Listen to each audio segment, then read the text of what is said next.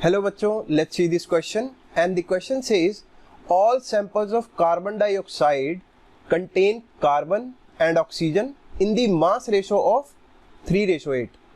This is in agreement with the law of, तो हमें दे रखा है कि कोई भी सैंपल हो कार्बन डाइऑक्साइड का, उनमें कार्बन और ऑक्सीजन की मास रेशो जो है वो फिक्स रहती है 3:8. अब पूछना चाहता है कि कौन सा लॉ इस बात को एग्री करता है. ऑप्शन ए है कंजर्वेशन ऑफ मास, बी है constant proportion, C multiple proportions and D gaseous volumes. So the question is very easy, theoretical question है. तो इसका सॉल्यूशन देखते हैं. तो यहाँ पर जो हम की कंसेप्ट यूज करने वाले हैं वो है लॉ ऑफ केमिकल कॉम्बिनेशंस. तो एक बार लिख लेते हैं. की concept is law of chemical combinations. Chemical combinations. अब इसमें कितने तरह के लॉ आते हैं? देखो, ये जो चारों ऑप्शन में दे रखे हैं ये लॉ ऑफ केमिकल कॉम्बिनेशंस में ही आते हैं. तो इसमें हम पढ़ते हैं law of conservation of mass, second हम पढ़ते हैं law of definite proportions, third हम पढ़ते हैं लॉ ऑफ मल्टीपल प्रोपोर्शंस, फिर लॉ ऑफ रेसिप्रोकल प्रोपोर्शंस, फिर गे-लुसेक्स लॉ ऑफ गैसियस वॉल्यूम्स जो ऑप्शन में दे रखा है, एंड सिक्स जो हम पढ़ते हैं वो होता है एवोगैड्रोस हाइपोथेसिस. तो ये सभी लॉ हमको पढ़ने होते हैं और उससे हम इजीली इस क्वेश्चन को स्टेटमेंट से ही सॉल्व कर सकते हैं. अब देखो, हमें दिया क्या हुआ है कार्बन डाइऑक्साइड. तो हम एक बार लिख लेते हैं इन 1 mole of CO2.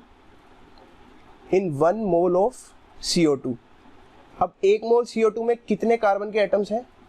Single carbon atom है, तो लिख लेते हैं 12 gram of carbon. 12 gram of carbon कैसे आया? बिकॉज कार्बन का जो एटॉमिक वेट है दैट इज 12 ग्राम. तो 12 gram of carbon combines with oxygen के कितने एटम्स हैं? 2. एंड सिंगल ऑक्सीजन एटम का जो एटॉमिक वेट है दैट इज 16. तो 16 इंटू 2 इज इक्वल टू 32. तो यहाँ पर हम लिख लेते हैं 32 grams of oxygen. 32 grams of oxygen.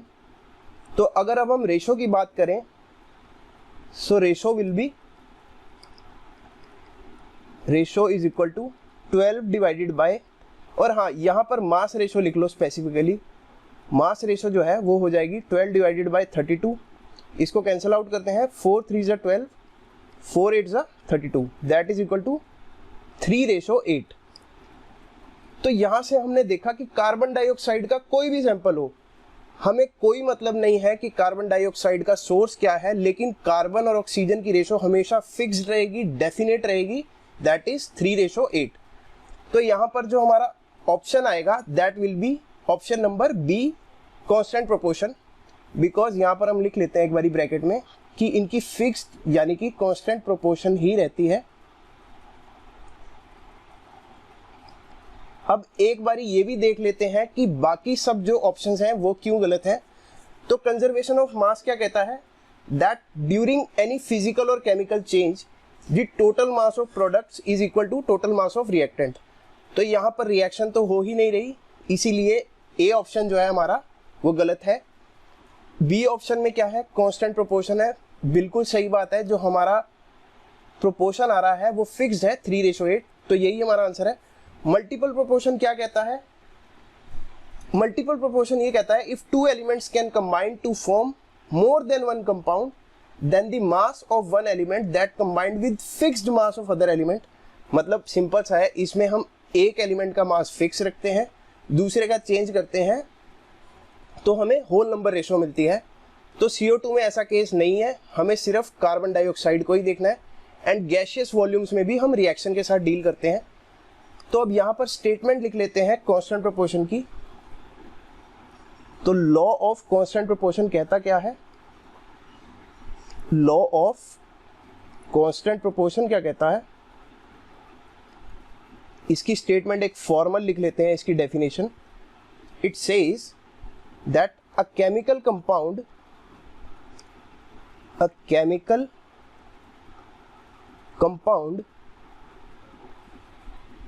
obtained by different sources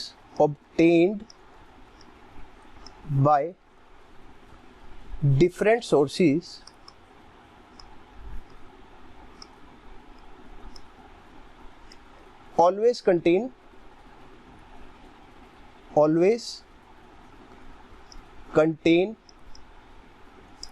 same percentage of each constituent, same percentage of each constituent element,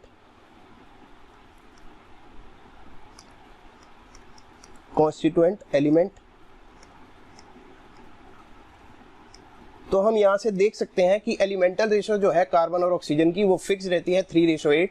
so the correct option is option number B. बहुत theoretical question था, हमने पूरा detail में देखा। So I hope you understood it. Best of luck.